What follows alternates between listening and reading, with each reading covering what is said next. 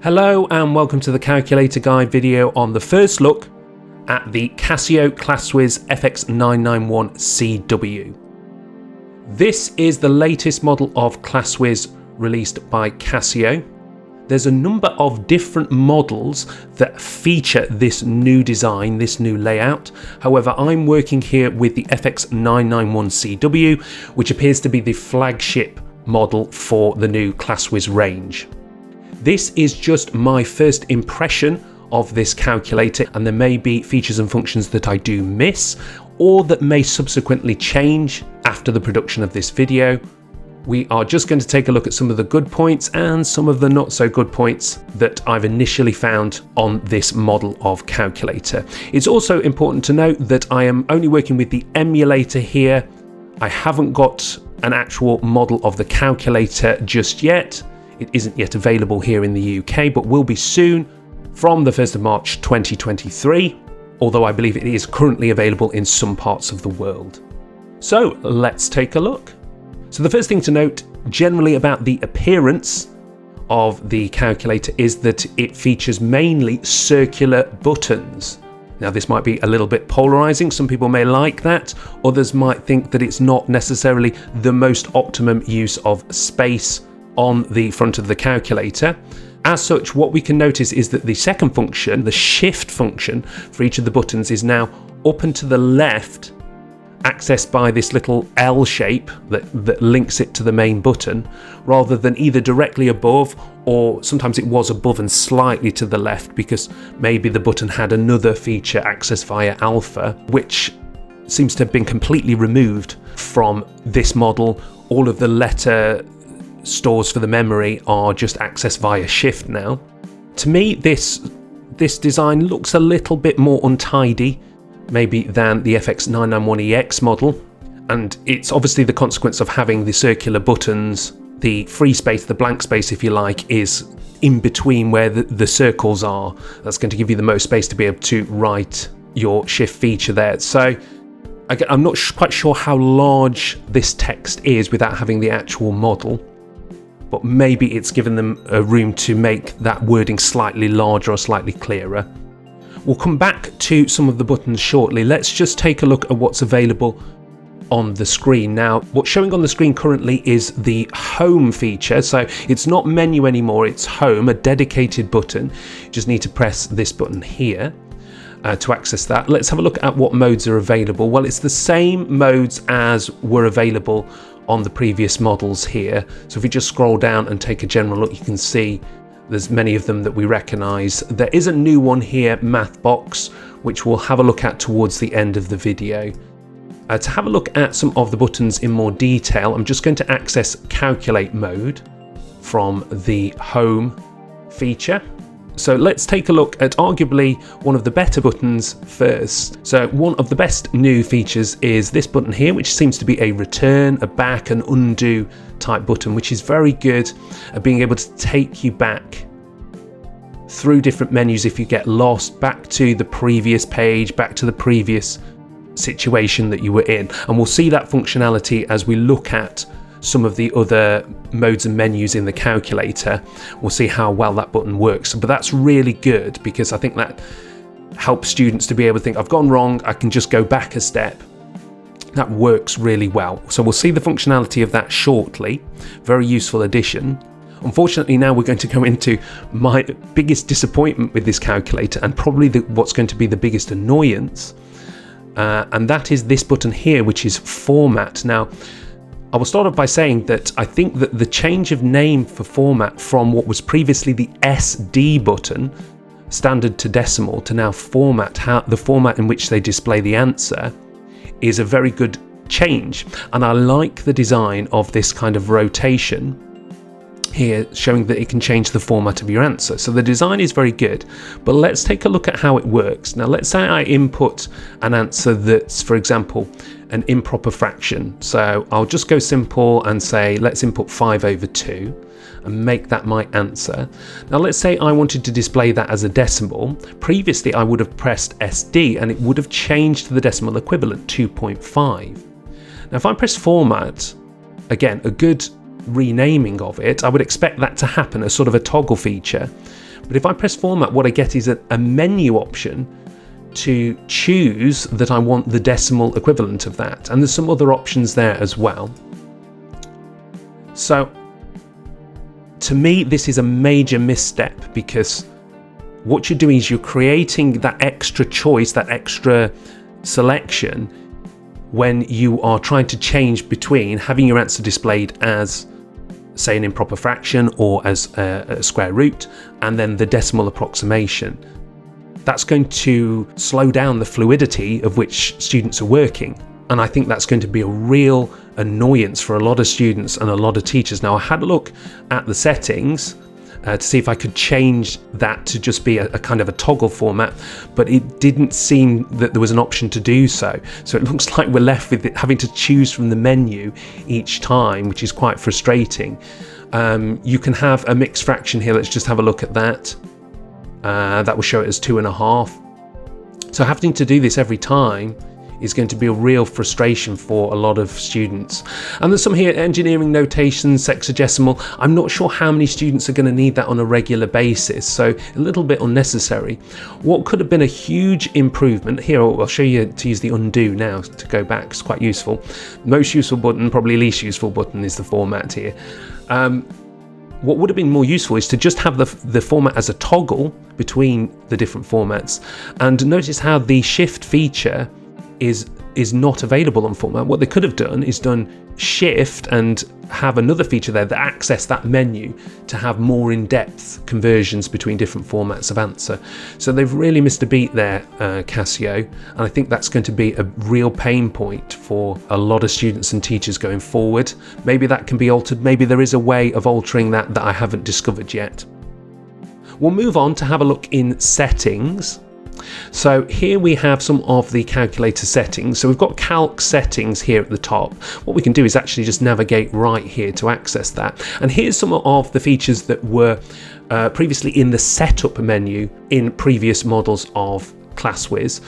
Just having a look in input output, there is the math input decimal output, so you can still get your answer as a decimal straight away if you are working with a lot of decimals. But I know students in the UK like to be able to switch between having that exact answer, how Casio described it as the standard answer, fractions, square roots, and then easily switch to the decimal if needed. But if you just want a decimal every time, what you can do is just change the decimal output, and that will give you the decimal answer straight away. You can use format then if you want to change. And again, look, we can go back here on the return button. Definitely useful feature there. And that's got many of the calculator settings that were previously in setup menu in there. Let's just go back to the other options from settings. We've got system settings here. Let's just take a look. So this is a lot about the functionality of the calculator there. Contrast, we've got auto power off. We can set that to go off at 10 minutes and maybe 60 minutes, which could be quite useful, because previously a lot of students and teachers have complained that maybe the calculator switches off before they've made use of their answer.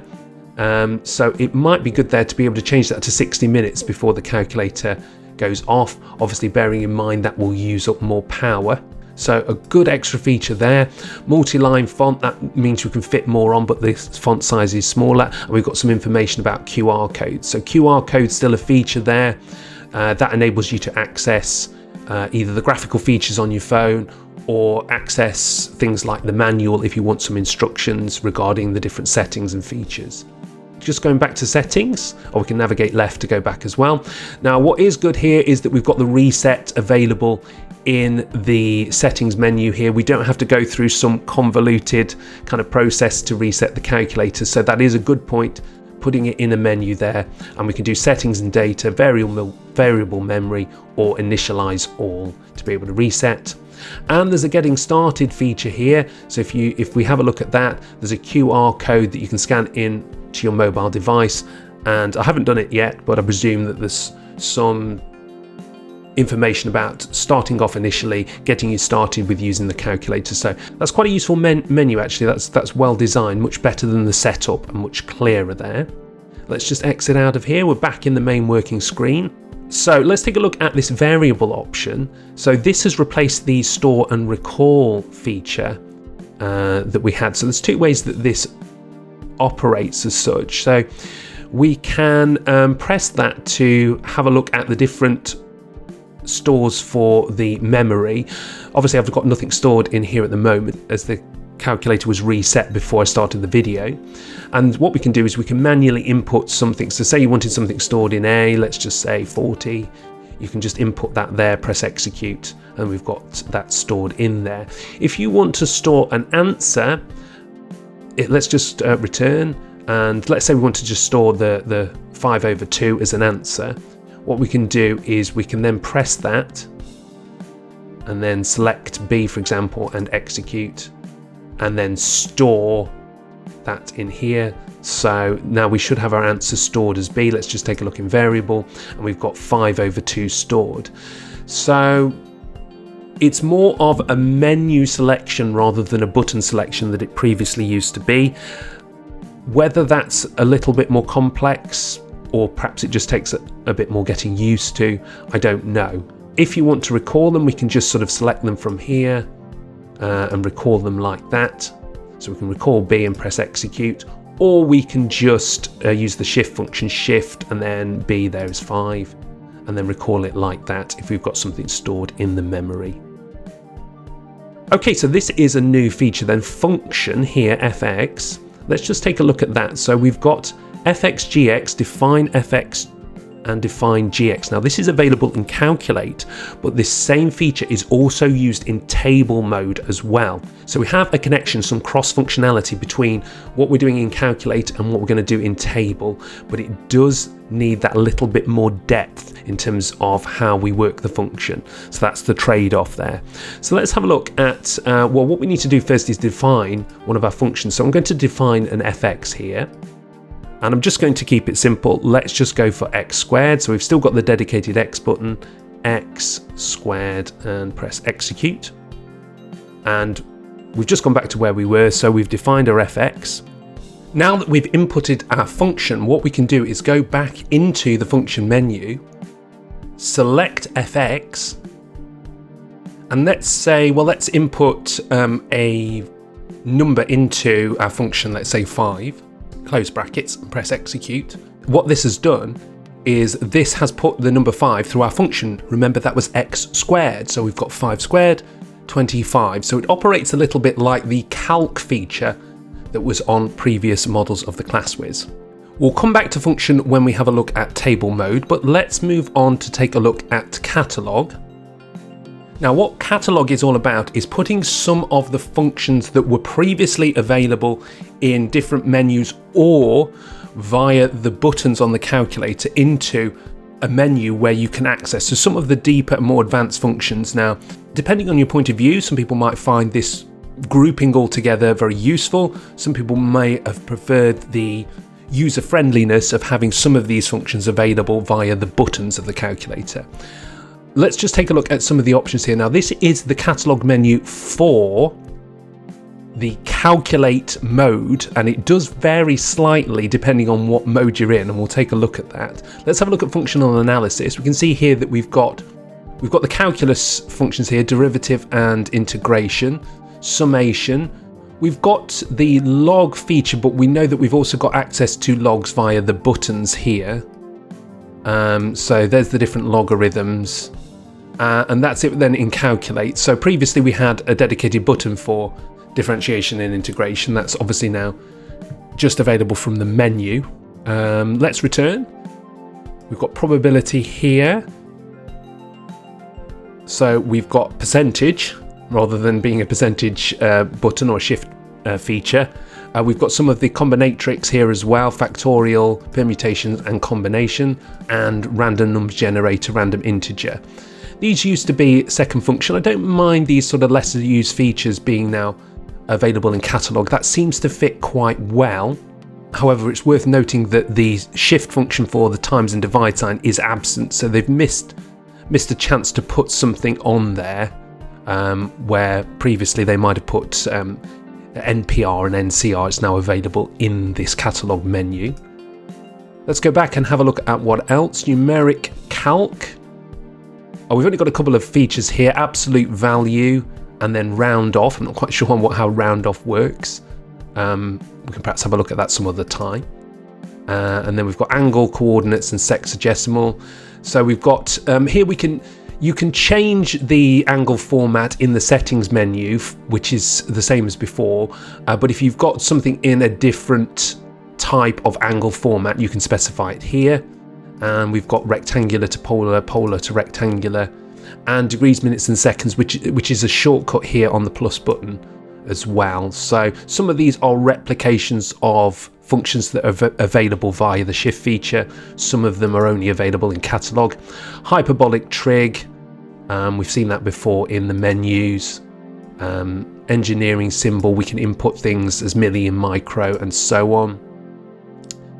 And also here we've got the scientific constants and the unit conversions. Again, that used to be a shift function, shift 7 and shift 8 previously, so they're now available in the catalogue.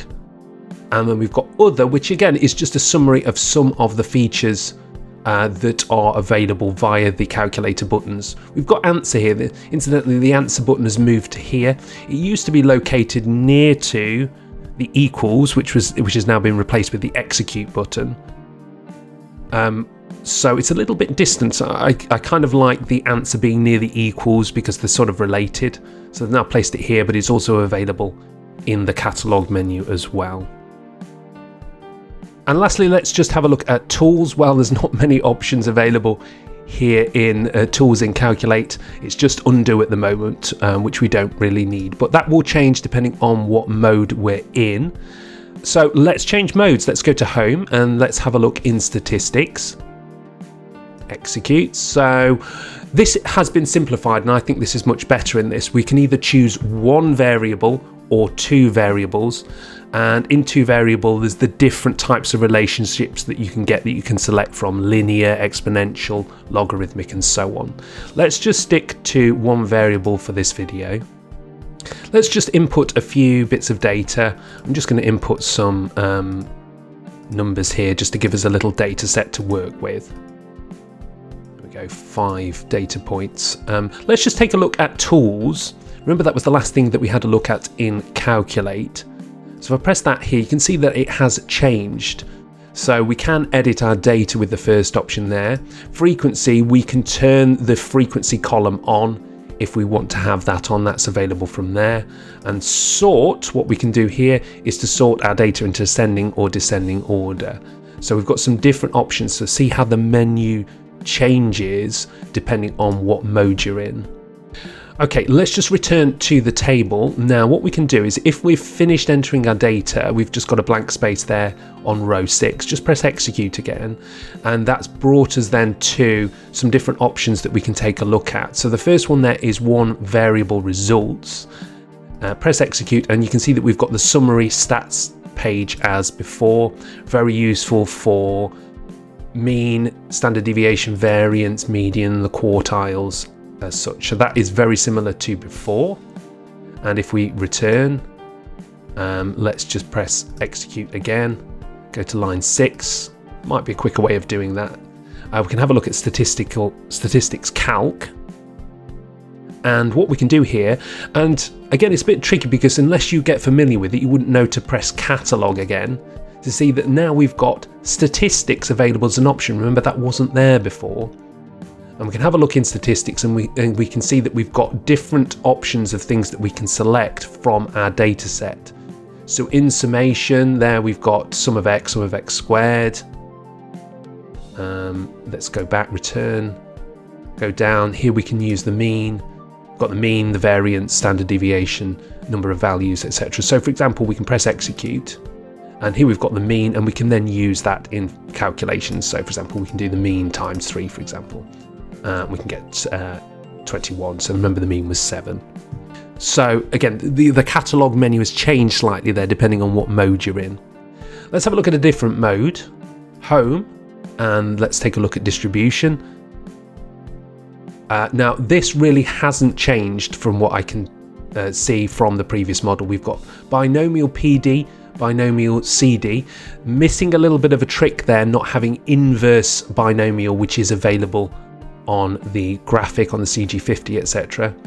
normal PD, normal CD as before, and inverse normal, and the Poisson distribution as well. So it's pretty much, from what I can tell, the same as on a previous model. I haven't looked at it in depth enough to see if there's any subtle differences. So we'll move on. Return. I'm going to leave spreadsheet.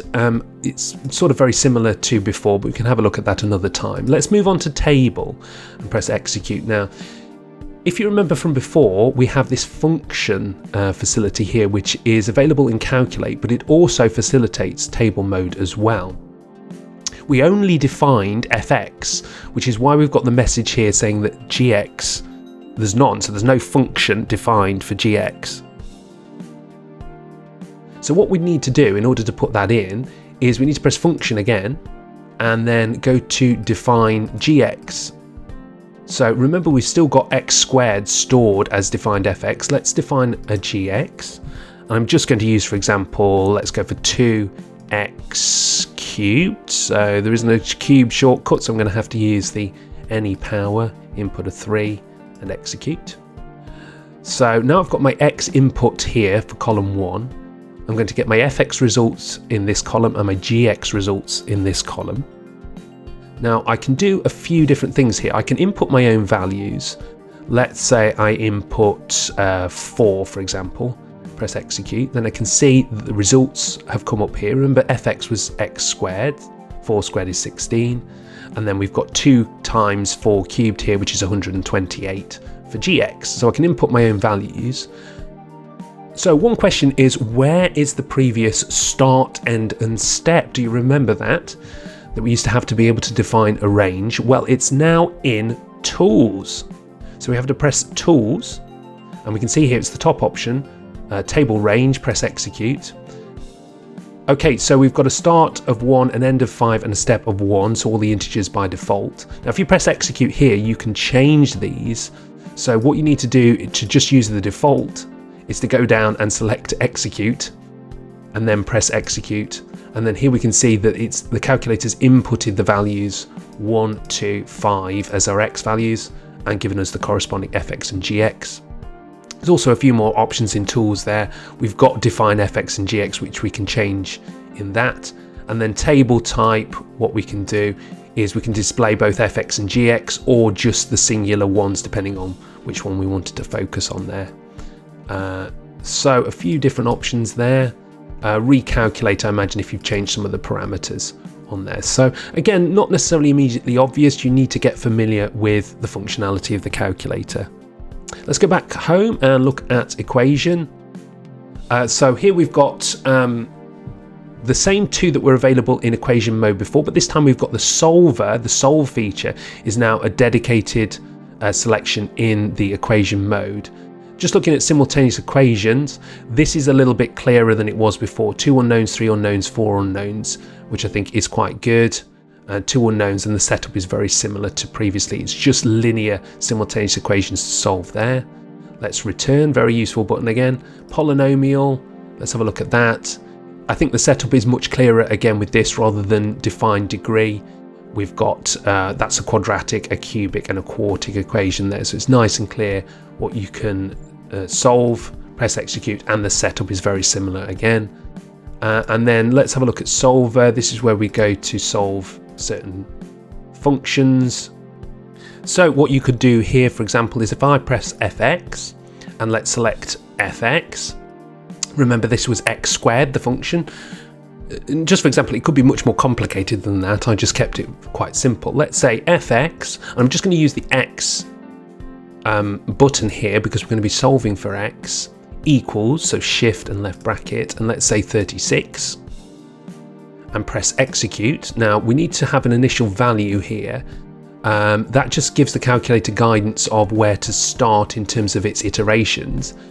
So we're just going to keep that as default as 0. So let's just go and press execute. And you can see here it's done the process and it's worked out that it's going to be 6, or it's the nearest positive value that it's got to the 0 there.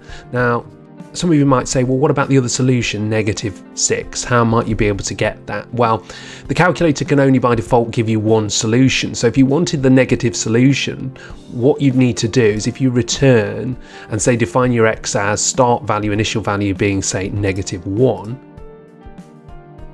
and then execute that, you can see then it's gone to -6 because -6 is closer to -1. So you have to have some knowledge about where your answer is going to be in order to get a second possible answer or possibly a third possible answer. But remember, you've got the polynomial solvers as well. Presumably, obviously, because 0 is equidistant, it's favoured the positive result there as +6. From what I've managed to figure out experimenting with it, it just goes to the nearest value to your initial x value, favouring the positive value if it's equidistant. Okay, I'm not going to go into too much details with the following modes.